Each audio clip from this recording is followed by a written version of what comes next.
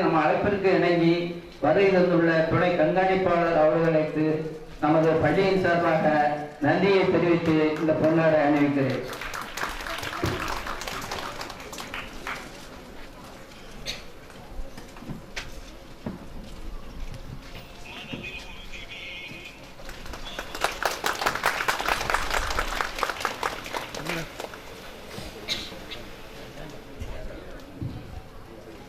அடுத்து நமது காவல்துறை ஆய்வாளர் அவர்கள் எவ்வளவோ பணி இருந்தும் அதை பொருட்பட்டாது எப்படியும் பள்ளி என்றாலே அவர்களுக்கு ஒரு தனி ஆர்வம். அவர்கள் இதில் எப்படியாவது நல்ல நிலை கொண்டு வர வேண்டும் என்ற ஆர்வத்தில் செயல்படுபவர்கள். அவர்களுக்கு நமது செயலர் திரு மாரியப்பன் அவர்கள் பொன்னாடை அணிவிப்பார்.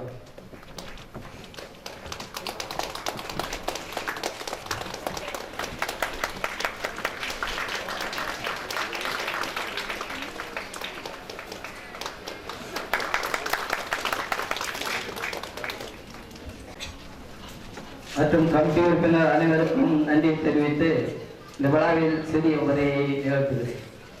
அந்த முன்னாள் மாணவ மாணவிகளே, தற்போதைய பெரியவர்களே, தாய்மார்களே, முன்னாள் ஆசிரியர் பெருமக்களே, தற்போது கல்வி கற்றுக் வழங்கும் ஆசிரியர்களே, அனைவருக்கும் அன்பார்ந்த வணக்கம்.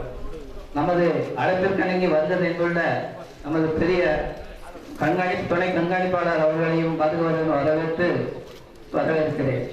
அடுத்து நமது காவல்துறை ஆய்வாளர் அவர்களையும் வரவேற்று நம்ம கமிட்டி உறுப்பினர் சார்பாகவும் பள்ளியின் சார்பாகவும் நன்றியை தெரிவித்துக் கொள்கிறேன்.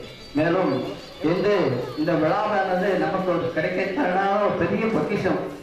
25 ஆண்டுகளுக்கு முன் நாம் ஒருவர் சந்திக்கிறோம் என்றால் அது ஒரு பெரிய மாணவர் பருவம் லேசானதல்ல.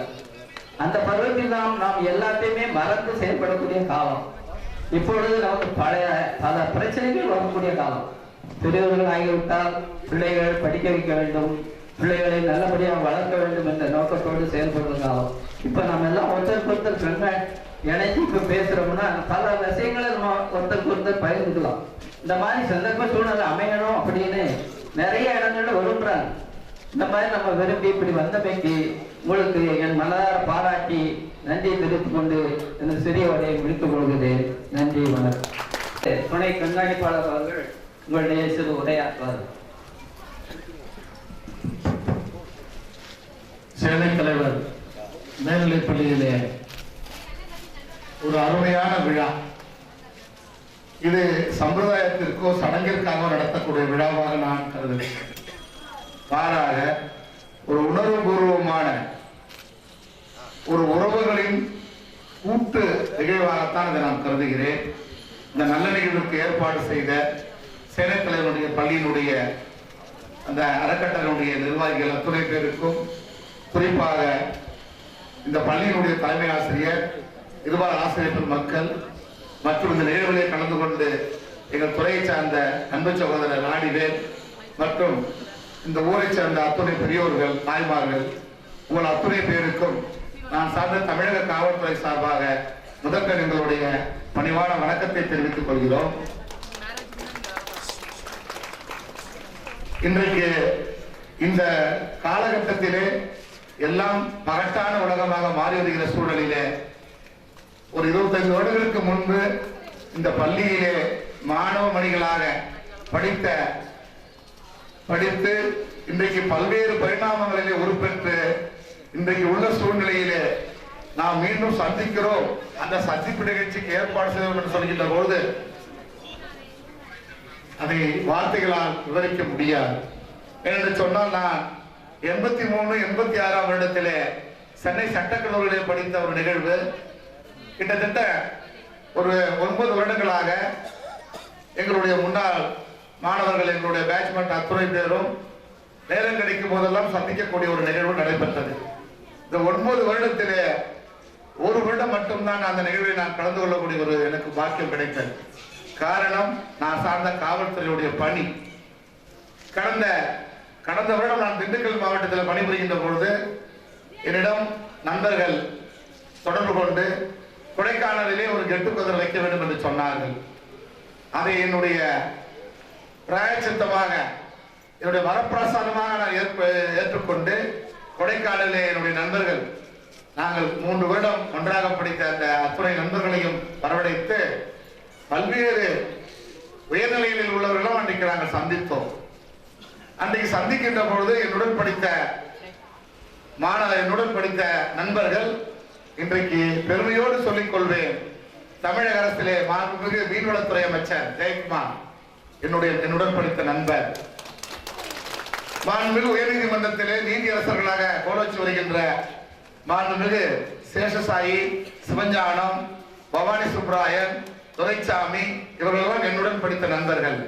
இதை சொல்வதற்கு காரணம், இது போன்று நம்முடன் படித்த மாணவ பருவத்திலிருந்து படித்து இன்றைக்கு பல்வேறு நிலைகளிலே அவர் உயர்ந்திருந்தாலும் கூட இன்றைக்கும் நாங்கள் அந்த நட்பை பரிமாறி விடுகின்ற பொழுது அதுதான் ஒரு மனிதனுடைய முக்கியமான சாராம்சமாக இருக்க முடியும்.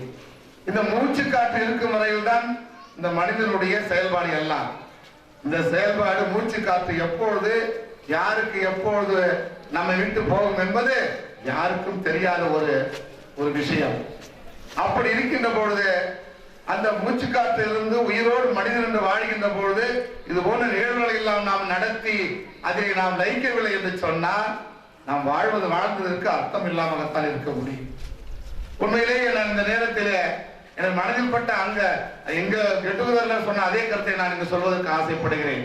உங்கள் அத்தனை பேருடைய மன விருப்பத்தோடு மேடையில் விட்டிருக்கிற அத்தனை பெரியவர்களுடைய ஒப்புதலோடு எனக்கு தெரிந்தவரை 100-150 மாணவர்கள் படித்தார்கள் என்று சொன்னார்கள். ஒரு 40 மாணவ செல்வங்களை மட்டும்தான் நாங்கள் இந்த ஒரு 3 மாத காலத்தில் கண்டுபிடித்து கொண்டு வர முடியும் என்று சொன்னார்கள். இது முதல் தொடக்கம் தான். வரக்கூடிய ஆண்டுகளிலே 180க்கு விழுக்காடு 150 இந்த மேடையிலே வந்து இங்கே நீங்கள் சிறப்பிக்க போகிறீர்கள். மனிதனால் முடியாத உலகத்தில் எதுவுமே கிடையாது. முடியாது என்பது உலகத்தில் எதுவுமே இல்லை. எல்லாம் அதற்கேற்ற ஆக்க காரணிகளை முறையாக பயன்படுத்தி நல்ல முறையிலே உழைப்பை செலுத்தினால் முடியாத ஒன்று இந்த உலகத்தில் எதுவும் இல்லை என்றுதான் நான் சொல்வேன். என்னுடைய வேண்டுகோள் எல்லாம் இந்த 150 மாணவர்கள் நீங்கள் படித்தீர்களே மாணவமணிகள், இன்றைக்கு எல்லோரும் சமநிலையில் பொருளாதாரத்தில் இருக்க முடியாது, இருக்க வாய்ப்பில்லை. கண்டிப்பாக ஏதோ ஓரிரு விரல் விட்டு எண்ணக்கூடியவர்கள் குடும்பச் சூழலிலே துன்பச் சூழலிலே உழலக்கூடும். அவர்கள் மருத்துவ சிகிச்சைக்காக மற்றவர்களை எதிர்நோக்கக்கூடும்.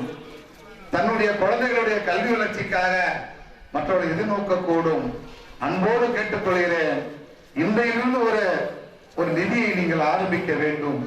அதற்கு முதல் பற்றாக நானும் என்னுடைய சகோதரரும் முதல் எங்கள் தொகையை அதில் கான்ட்ரிபியூஷனாக நான் இன்றைக்கு கொடுக்க போகிறோம். அந்த முதல் தொகையை முழுவதும் தொடர்ந்து நீங்கள் தாராளமாக மனமந்து கொடுக்கக்கூடிய பெரியவர்கள் எல்லாம் நீங்கள் அந்த தொகையை பெற்று ஒரு நிதியை ஆரம்பித்து அதை ஒரு நிரந்தர வைப்பு நிதியாக வைத்துக் கொண்டார்.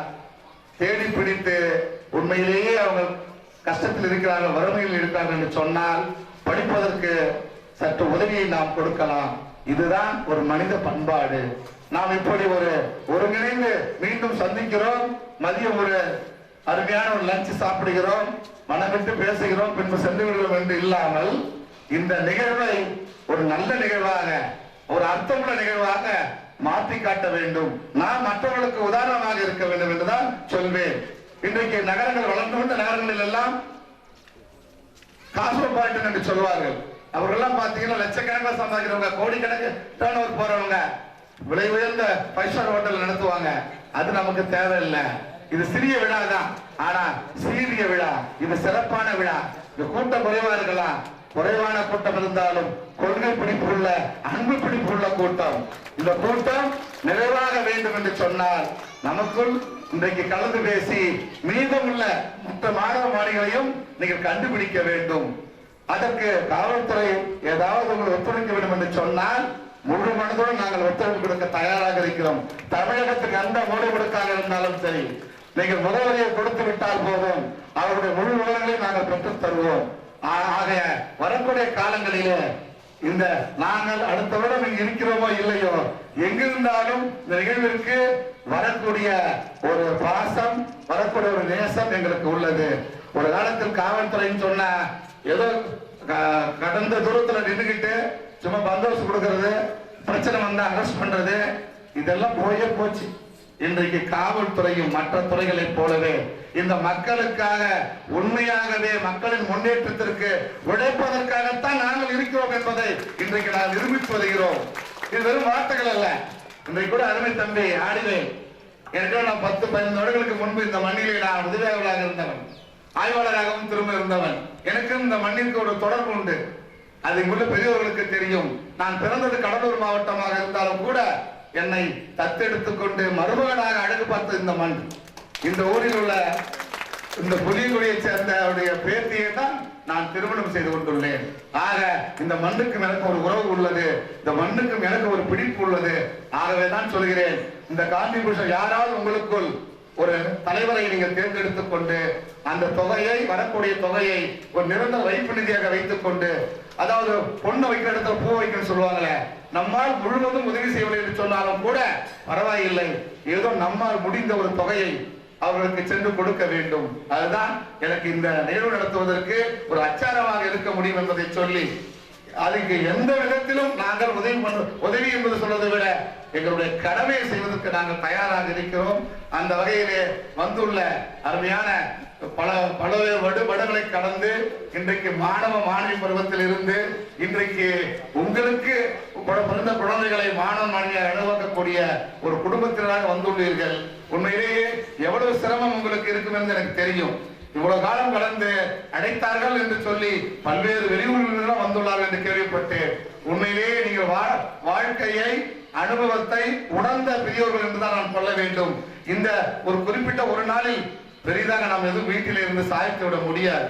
இன்றைக்கு வந்து பழைய மாணவ மணிகளை பல்வேறு பரிணாமங்களில் பார்க்கின்ற பொழுது உங்களுடைய பழைய பின்னோக்கி செல்வீர்கள். உங்களுடைய அசைவுகளை மனக்கண் முன்னே பின்னே சென்று பார்த்தீர்களா, எவ்வளவு மாற்றங்களை பார்க்கலாம். ஆக ஒரு அருமையான நிகழ்வு. இந்த நிகழ்விற்கு காவல்துறையும் நீங்கள் வர செய்தது காவல்துறைக்கு நீங்கள் கொடுத்த பெருமையாகத்தான் நாங்கள் கருதுகிறோம். இன்றைக்கு எல்லோரும் காவல்துறையை பெருமைப்படுத்துவதில்லை, அதற்காக நாங்கள் வருத்தப்படுவதும் இல்லை. எங்களுடன் பணி செய்து கிடப்பது என்பதை போல எங்களுடைய கடமை சரியான முறையில் சென்று கொண்டிருக்கும். பேசுவோர் பேசட்டும், ஏசுவோர் ஏசட்டும், அதை பற்றி துளி கூட கவலைப்படாமல் இன்னும் 17 மாதங்கள் என்னுடைய பணி. இளவல் தம்பிலாம் வந்து இன்னும் 10-15 வருஷம் இருக்க போறாரு. ஆனா 17 மாசம் தான் இருக்க போறோம் இந்த காவல் பணியில. ஓய்வு அடுத்தது ஓய்வு தான். ஆக ஓய்வு பெறும் வரையிலே என்னால் முடிந்தவரை இந்த சமூகத்திற்கு என்னென்னலாம் நல்ல விஷயங்களை விதைக்க முடியுமோ அதை விதைப்பதற்கு நான் தயாராக இருக்கிறேன். அந்த விதைக்கக்கூடிய விதைகள் அத்துறையும் நல்ல முறையிலே வளர்ந்து செடியாகும் என்று நான் பேராசைப்படவில்லை. அதில் ஒரு சிறு செடிகளாவது விளைந்து சமுதாயத்திலே நல்ல ஒரு பலனை தருமானால் நான் இந்த காவல்துறையில் செய்த படிக்கு அது அர்த்தமுள்ளதாக இருக்கும் என்று சொல்லி நன்றி கூறி விடைபெறுகிறேன். நன்றி, வணக்கம். புளியங்குடி காவல்துறை ஆய்வாளர் திரு ஆடிவேல் அவர்கள் எந்த சூழ்நிலையா இருந்தாலும் புளியங்குடியை முன்னேற்ற வேண்டும் என்ற நோக்கத்தோடு என்னை எதிர்நோக்கி எத்தனை பிரச்சனை வந்தாலும் அதை சமாளிப்பேன் என்று கூறிக்கொண்டு செயல்பட்டுக் கொண்டிருக்கும் அவர்கள் உங்களுடைய செல்வரை ஆசுவார். இந்த முன்னாள் மாணவர்கள் சந்திப்பு நாளில் கலந்து கொண்டு சிறப்பித்துக் கொண்டிருக்கும் மரியாதைக்குரிய சங்கரங்கோயில் காவல் துணை கண்காணிப்பாளர் அவர்களே, வரவுரைப்பு ஆற்றிய முன்னாள் மாணவர் திரு உலகநாதன் அவர்களே, நன்றி உரையாற்றுவதற்கு முன்னாள் மாணவர் திரு துரைப்பாண்டியன் அவர்களே, அனைத்து முன்னாள் மாணவர்களே, குடும்பத்தினர்களே, ஆசிரியர் பெருமக்களே, பள்ளியின் தலைமை ஆசிரியர் அவர்களே, உங்கள் அனைவருக்குடைய காலை வணக்கம். இருக்கிற பருவத்திலேயே மிகவும் மகிழ்ச்சியான பருவம் இந்த மாணவர் பருவம். அன்று மாணவரா இருந்த நீங்கள் இன்று ஒரு பொறுப்புள்ள தகப்பனாகவும்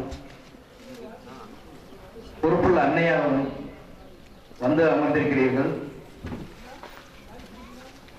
இந்த பள்ளிக்கு வந்தனே நிறைய மாற்றங்கள் இருந்திருக்கும். கிட்டத்தட்ட ஒரு 24-25 வருஷத்துக்கு முன்னாடி நீங்கள் படித்த இந்த பள்ளியில் பல மாற்றங்கள் இருந்திருக்கும். பல விஷயங்களை நீங்க பரிமாறிப்பீங்க. ஒவ்வொரு விஷயமும் முக்கியமானது மனதில் பதிந்த விஷயங்கள், நிறைய விஷயங்கள் இங்க வந்தனே உங்க நினைவுக்கு இப்ப புதுசா வந்திருக்கும். இது ஒரு மிகவும் ஒரு நெகிழ்வான நிகழ்வு என்றுதான் சொல்ல வேண்டும். கண்டிப்பா பரிமாறி இருப்பீங்க. சேட்டை செஞ்ச ஆசிரியர்கிட்ட அடி வாங்கினது, அடுத்த மாணவரை போட்டு கொடுத்த ஆசிரியர்கிட்ட அடி வாங்கினது, ஸ்கூலை கட்டடிச்சது, அந்த நினைவு கண்டிப்பா திரும்ப உங்களுக்கு வந்திருக்கும். சார் சொன்னது மாதிரி இது வெறும் ஒரு இன்றைய ஒரு நாள் சந்திப்பு நிகழ்வோட முடிந்து விடாமல், பொருளாதாரத்துல சார் சொன்ன மாதிரி ஒரே சமநிலையில இருந்திருக்க முடியாது. சில பேர் நல்லா பொருளாதாரத்தை நல்லா இருப்பீங்க, சில பேர் ஒரு நலிவா இருப்பீங்க. அப்படிப்பட்ட சூழ்நிலையில நீங்க கீழே இருக்கிற, அதாவது பொருளாதாரத்துல பின்தங்கி இருக்கிற உங்க ஊரை படிச்ச மாணவர்கள் குடும்பத்துக்கு ஏதாவது செய்ய வேண்டும் அப்படிங்கிற ஒரு எண்ணத்தில் இந்த சந்திப்பு நிகழ வேண்டும் என்பது என்னுடைய ஆசை.